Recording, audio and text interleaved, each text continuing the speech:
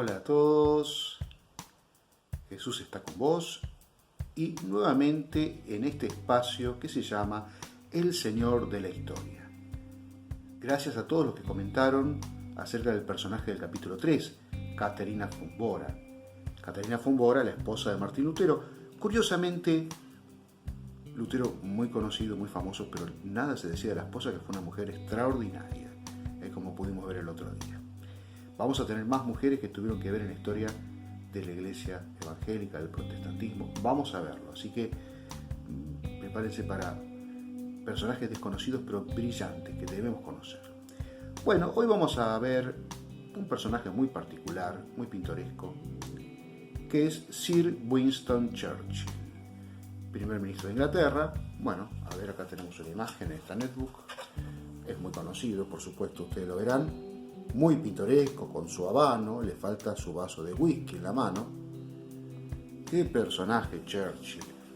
Tal vez el más grande líder del siglo XX.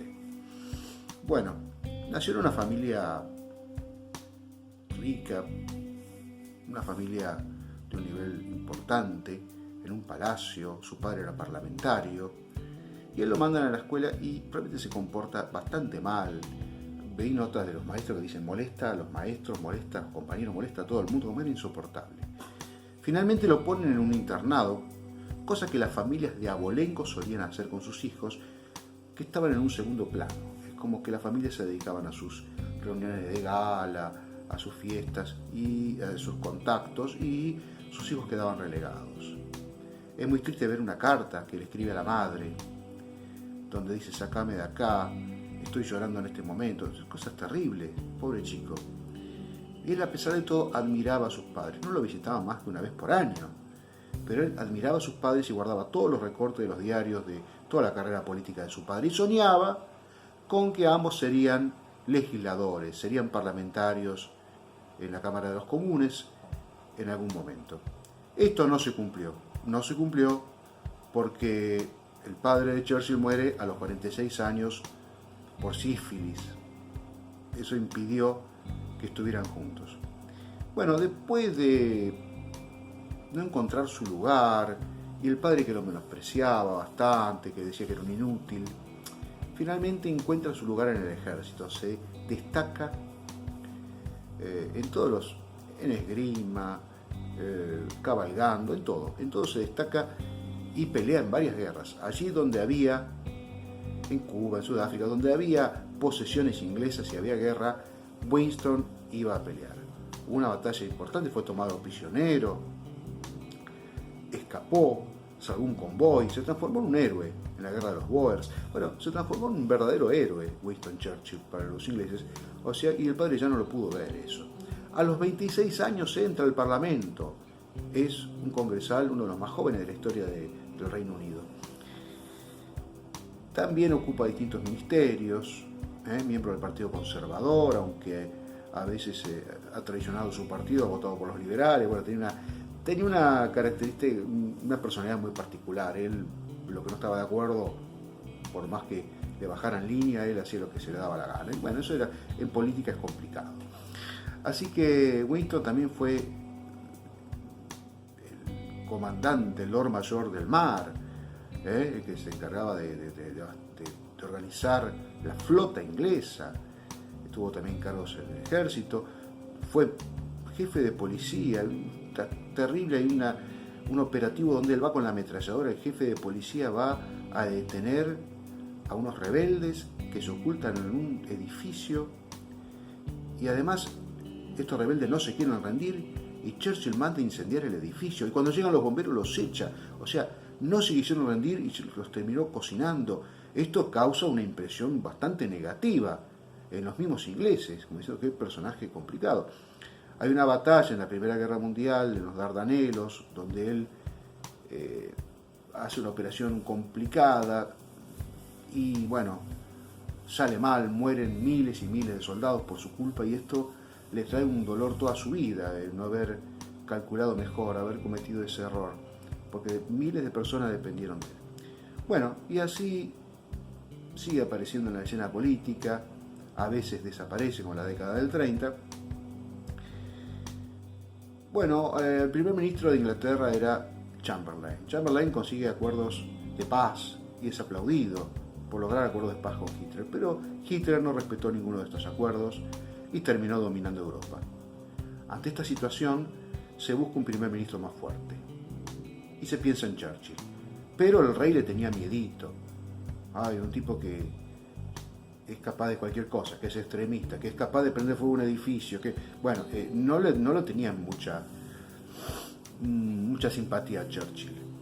Pero Hitler, que no le tenía miedo a nadie, cuando se enteró que Churchill podía ser primer ministro, se preocupó. Entonces, si Hitler se preocupa, era el candidato de los ingleses. Finalmente fue primer ministro. Y no fue fácil. Cuando es primer ministro es absolutamente derrotado su aliada, que era Francia.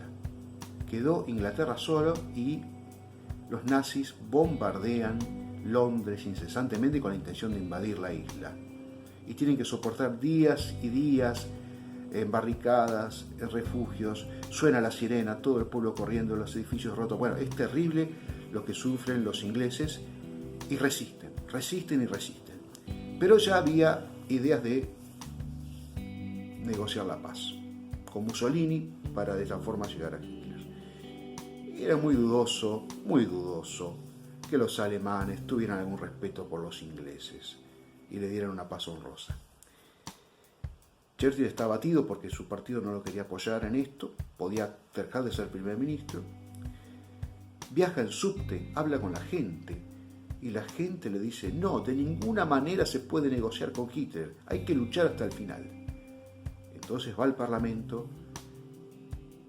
y iba decidido a hablar de la negociación de la paz y termina haciendo un discurso memorable donde dice cosas parecidas a esta.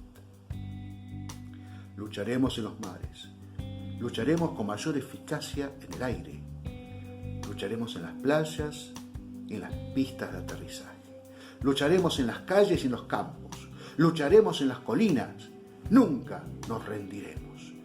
Y recibe el apoyo del Partido Liberal, de su partido conservador. Y es así que Inglaterra resiste sola mucho tiempo al nazismo, hasta que con la irrupción de Estados Unidos, de esta manera se va consolidando el triunfo de los aliados. Bueno, este personaje es muy particular, habría mucho más para hablar, vamos a tener un capítulo 2 en algún momento. Pudo resistir, y cuando ya no tenía fuerza, cuando estaba abatido, pudo mandar ese mensaje de fortaleza al pueblo y al Parlamento inglés. Y en tu vida tal vez pase lo mismo. Tal vez te encontrás con una guerra perdida, donde no tenés quien te ayude, donde tus aliados cayeron, donde no tenés cómo salir adelante y no tenés más fuerza. Bueno, hay una palabra de Dios. El profeta Isaías nos deja esta palabra tan maravillosa que dice: pero los que confían en el Señor recobran las fuerzas y levantan el vuelo, como las águilas. Corren y no se cansan, caminan y no se fatigan. O la versión tradicional que todos conocemos de Reina Valera, 1960. Pero los que esperan a Jehová tendrán nuevas fuerzas, levantarán alas como las águilas, correrán y no se cansarán, caminarán y no se fatigarán. Isaías 40:31, una palabra que nos desafía en el momento de que estamos abatidos y cansados, abrir las alas y volar como las águilas. Que el Señor te fortalezca, que el Señor abra tus alas para volar y que te bendiga en todo lo que hagas y todo lo que emprendas. Bueno, nos vemos en el próximo capítulo de El Señor de la Historia.